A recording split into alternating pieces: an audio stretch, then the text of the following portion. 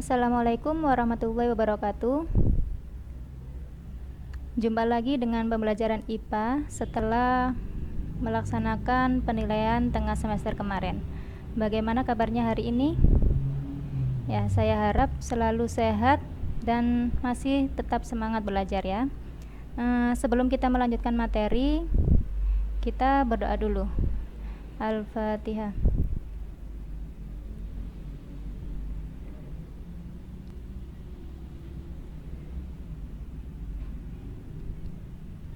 Oke, selesai.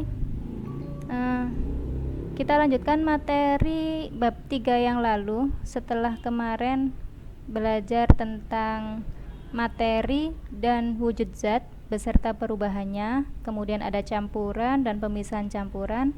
Sekarang kita belajar tentang benda-benda yang mengalami perubahan. Jadi zat-zat yang kemarin kita pelajari itu mengalami berbagai perubahan, dan perubahan itu sendiri dibedakan menjadi dua. Sebelum kita ke perubahan zat, alangkah baiknya kita memahami dulu tentang sifat zat. Nah, sifat zat ini juga dibedakan menjadi dua, ada sifat fisika dan juga sifat kimia. Bagaimana sifat fisika dan sifat kimia? Coba diperhatikan. Baik, yang pertama tentang sifat fisika suatu benda. Nah, sifat fisika suatu benda ini terdiri dari 11. Yang pertama tentang wujud zat. Jadi, wujud zat itu nanti ada 3, seperti yang kita pelajarin kemarin, ada padat, cair, dan gas. Ini termasuk sifat fisika. Yang kedua, daya hantar. Daya hantar itu merupakan kemampuan suatu zat untuk menghantarkan panas ataupun listrik. Kalau kita ingat dulu ada konduktor dan isolator, itu termasuk sifat fisika. Yang ketiga, rasa. Rasa asam, manis, asin, dan sebagainya. Yang keempat ada warna. Ya, saya rasa kalian semua sudah tahu apa itu warna ya. Kemudian yang kelima ada kelarutan. Kelarutan ini menunjukkan tingkat saling melarutkan. Misal ada garam atau gula yang kalian campur dengan air kemudian diaduk, lah itu namanya melarutkan. Yang keenam ada kekerasan. Bukan kekerasan dalam artian tindakan, tapi tentang keras lunaknya suatu zat. Yang ketujuh ada kekeruhan. Biasanya ini pada zat cair ya, tingkat kekeruhannya. Yang kedelapan ada bau. 9 ada kemagnetan. Nah, kemagnetan ini suatu gaya yang dimiliki oleh logam. Nah, nanti ada kutub utara, kutub selatan. Magnet itu bisa tarik menarik ataupun tolak menolak. Yang ke-10 ada titik didih. Titik didih ini suhu di mana suatu zat mulai mendidih. Nah, sedangkan yang 11 titik leleh ini suhu di mana suatu zat mulai meleleh. Jadi titik didih dan titik leleh berbagai zat masing-masing memiliki nilai yang berbeda. Yang kedua tentang sifat kimia suatu benda. Jadi sifat kimia suatu benda yang perlu diperhatikan ini ada 6. Yang pertama tentang mudah terbakar atau tidaknya suatu benda. Yang kedua, kereaktifan, yaitu mudah tidaknya suatu zat bereaksi dengan zat yang lainnya. Yang ketiga, kestabilan, yaitu mudah tidaknya suatu zat untuk terurai oleh pengaruh panas. Yang keempat, busuk dan asam. Yang kelima, daya ionisasi, yaitu mudah tidaknya suatu zat untuk menghasilkan partikel-partikel listrik saat dilarutkan dalam air. Dan yang keenam, tentang racun. Nah, 6 ini tergolong ke dalam sifat kimia. Selanjutnya tentang perubahan benda. Nah, karena tadi sifat yang dimiliki oleh benda itu ada sifat fisika dan sifat kimia, Maka begitu juga dengan perubahannya, juga dibedakan menjadi dua, yaitu perubahan fisika dan perubahan kimia. Kita lihat dulu ciri-ciri dari perubahan fisika dan kimia. Yang A, ciri-ciri perubahan fisika. 1. Perubahan zat hanya terjadi pada bentuknya, namun tidak disertai dengan perubahan sifatnya. Jadi bentuknya aja yang berubah. Boleh jadi tadi awalnya segitiga berubah jadi segi empat dan sebagainya. Yang kedua, zat hasil dari perubahan fisika dapat dikembalikan ke bentuk semula. Nah, pada umumnya pada perubahan fisika ini zatnya bisa kembali lagi ke bentuk sebelum dia berubah. Yang ketiga, sifat zat yang dimiliki sebelum dan setelah perubahan adalah sama. Jadi kayak rasanya, baunya itu cenderung tetap. Sedangkan ciri-ciri dari perubahan kimia, yang pertama, terjadinya perubahan susunan molekul. Nah, susunan dan komposisi molekul di dalam zat tersebut itu mulai berubah. Yang kedua, terbentuknya zat baru dengan sifat zat yang berbeda dengan sifat penyusunnya. Jadi pada perubahan kimia ini pada umumnya terjadi zat baru, ada zat hasil tambahan baru dengan sifat yang berbeda. Yang ketiga, perubahan zat bersifat irreversibel atau tidak dapat kembali ke bentuk semula.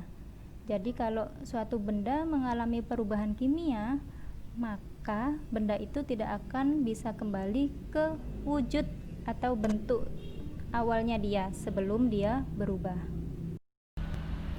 Ya, selanjutnya yaitu berbagai macam perubahan yang tergolong ke dalam perubahan fisika.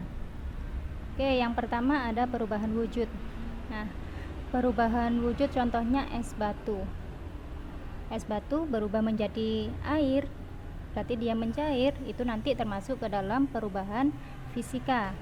Nah, segala perubahan wujud termasuk mencair, membeku, menyublim, menguap, ataupun mengembun, semuanya itu masuknya ke kelompok perubahan fisika. Yang kedua, perubahan bentuk.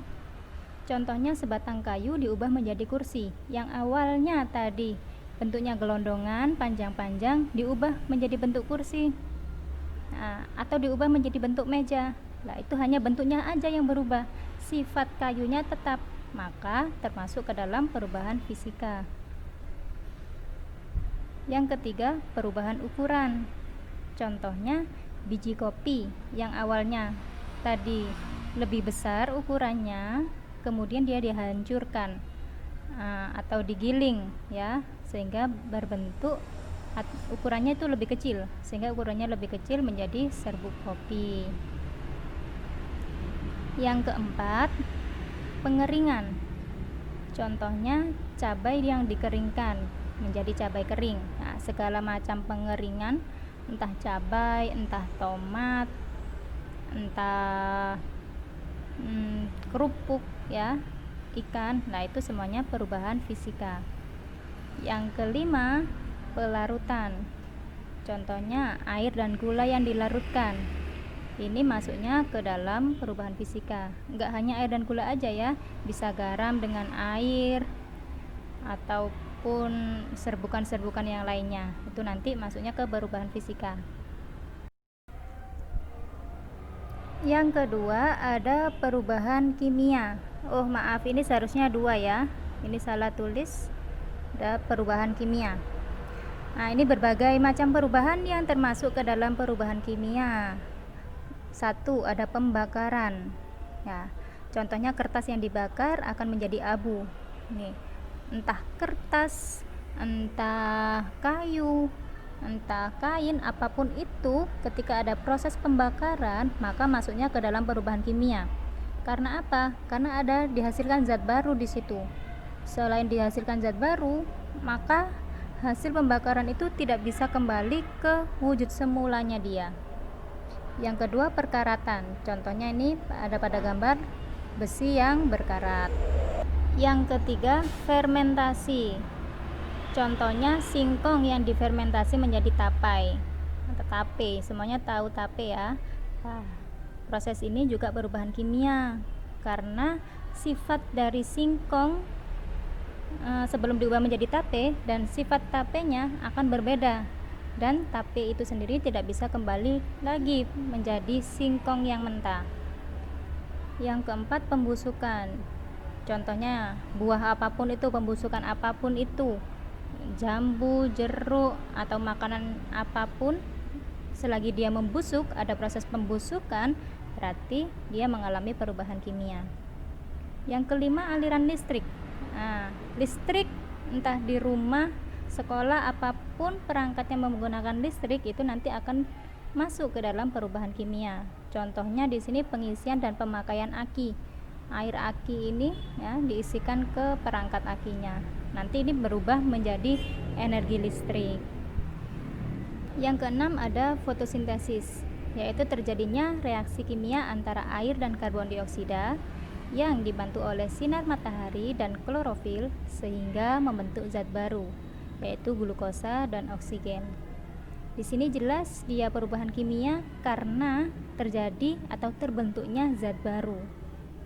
Nah, yang tadinya karbon dioksida sama air, dia berubah menjadi glukosa dan oksigen di fotosintesis ini, sehingga juga dihasilkan energi kimia. Baiklah, sampai sini dulu pembelajaran hari ini. Semoga bermanfaat. Tetap semangat belajar. Jangan lupa ya, dicatat di buku tulisnya masing-masing. Oke? Semoga bermanfaat. Saya akhiri. Wassalamualaikum warahmatullahi wabarakatuh.